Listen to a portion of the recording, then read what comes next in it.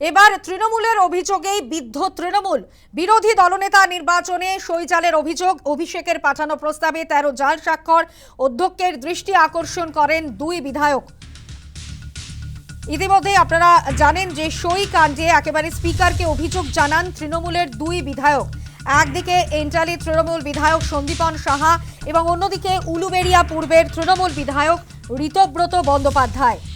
দলবিরোধী কাজের অভিযোগে দুই বিধায়ককে বহিষ্কার করল তৃণমূল।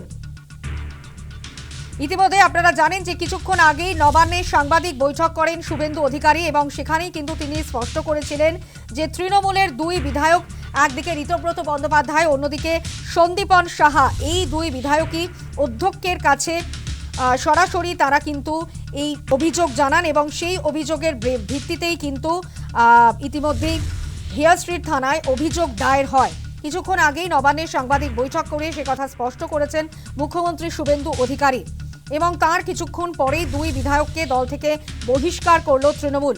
দল বিরোধী কাজের অভিযোগে সাসপেন্ড করা হয়েছে সন্দীপন সাহা এবং ঋতব্রত বন্দ্যোপাধ্যায়কে। সই জালিয়াতি কাণ্ডে রাজ্য রাজনীতি তোলপাড়, বিরোধী দলনেতা নির্বাচনে সই জালের অভিযোগ।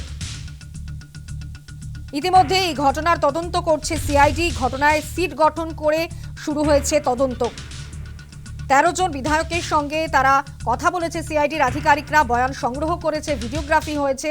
যদিও সিআইডির তলব এড়িয়েছেন অভিষেক বন্দ্যোপাধ্যায়। সব মিলিয়ে এই সই জালিয়াতি কাণ্ডে কিন্তু রাজ্য রাজনীতি একেবারে তোলপাড়। কিছুক্ষণ আগেই নবান্নের সাংবাদিক বৈঠক করে মুখ্যমন্ত্রী শুভেন্দু অধিকারী তিনি স্পষ্ট করেছিলেন যে তৃণমূলের দুই বিধায়ক ঋতব্রত এবং সন্দীপন সাহা তারা লিখিত অভিযোগ জানিয়েছিলেন স্পিকারকে। তার ভিত্তিতেই বিধানসভার সচিবালয় হেয়ার স্ট্রিট থানায় অভিযোগ দায়ের করে। ঠিক কি জানিয়েছিলেন মুখ্যমন্ত্রী শুভেন্দু অধিকারী, শোনাবো। টিএমসির দুজন এমএলএর অভিযোগের ভিত্তিতে স্পিকারের নির্দেশে প্রিন্সিপাল সেক্রেটারি হেয়ার স্ট্রিট থানায় একটি এফআইআর করেন এবং হোম সেক্রেটারির নির্দেশে আমার অনুমোদনে পুলিশ মন্ত্রী হিসেবে এটাকে সিআইডিতে দিয়ে দেয়। সিআইডি 13 জন এমএলএ কে ইনভেস্টিগেট করে with video photography and signature verification করার জন্য সরকারি লোককে সাথে নিয়ে বাহারুল ইসলাম এমএলএ ক্যানিং, চন্দ্রনাথ সিনহা এমএলএ বোলপুর, অরূপ রায় এমএলএ হাওড়া মধ্য, Tapas Maiti MLA Domjur, Nayana Banerjee MLA Chowringhee, Tapas Mondal MLA Raidighi, Subhashis Das MLA Maheshtala, Torab Hossain মণ্ডল এমএলএ কুমারগঞ্জ, দীনেন রয় এমএলএ খড়গপুর গ্রামীণ, Kunal Ghosh MLA Beleghata, Abdul Aziz MLA Lalgola, তসিফুর Rahman MLA Basirhat উত্তর, আব্দুল মতিন এমএলএ হাড়োয়া। এদের মধ্যে একজন এমএলএ এলাকায় না থাকার জন্য তার সঙ্গে মিট করতে পারেনি সমর মুখার্জি রতুয়া। তিনি নেই, পরে তাকে সিআইডি কথাবার্তা বলবে ওনার টাইম মতো, উনি ফিল্ডে বা কোথাও কাজে গেছেন। এদের মধ্যে 3 জন এমএলএ বাহারুল ইসলাম, অরূপ রায় এবং সুভাষিস দাস তারা ভিডিওগ্রাফি এবং সিআইডি কে বলে সই আমাদের নয়। এর মধ্যে বাহারুল ইসলাম ক্যানিং পূর্ব তিনি বলেন উনি কলকাতাতেও আসেননি।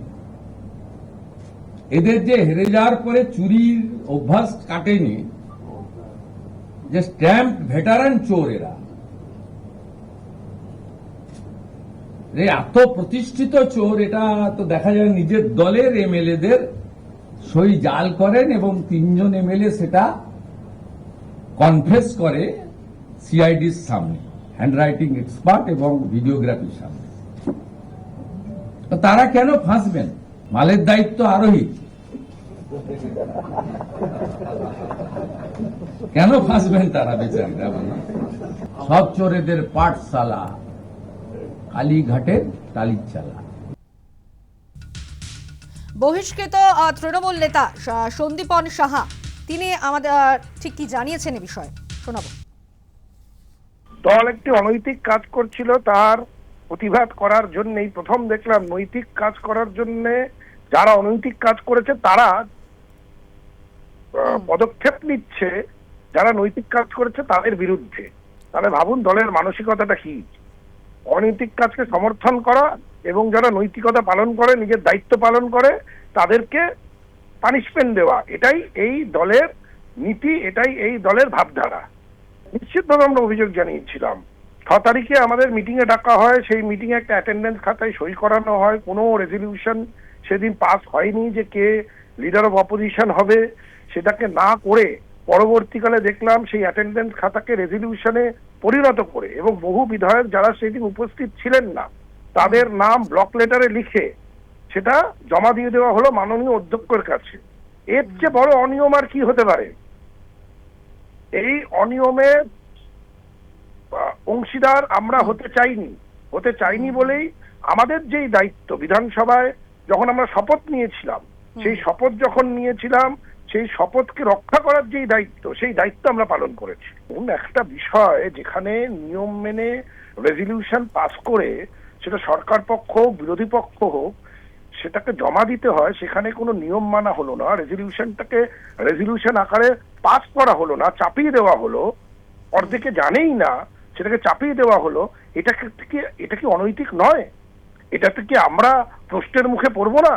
যিনি এই লেটারটিকে রেজলিউশন আকারে পরিণত করে ফরওয়ার্ড করেছেন যে সাধারণ সম্পাদক দলের, এই প্রশ্ন তাকে করুন যে তার কি প্রয়োজন পড়লো এই অনৈতিক কাজ করাকে প্রত্যেকটা বিধায়ককে প্রশ্নের মুখে ফেলে দেওয়ার। বাহারুল ইসলাম ক্যানিং পূর্বের তিনি বিধায়ক, তিনি সেই দিন ছিলেন ভাঙ্গরে, তার সই করে দেওয়া হলো।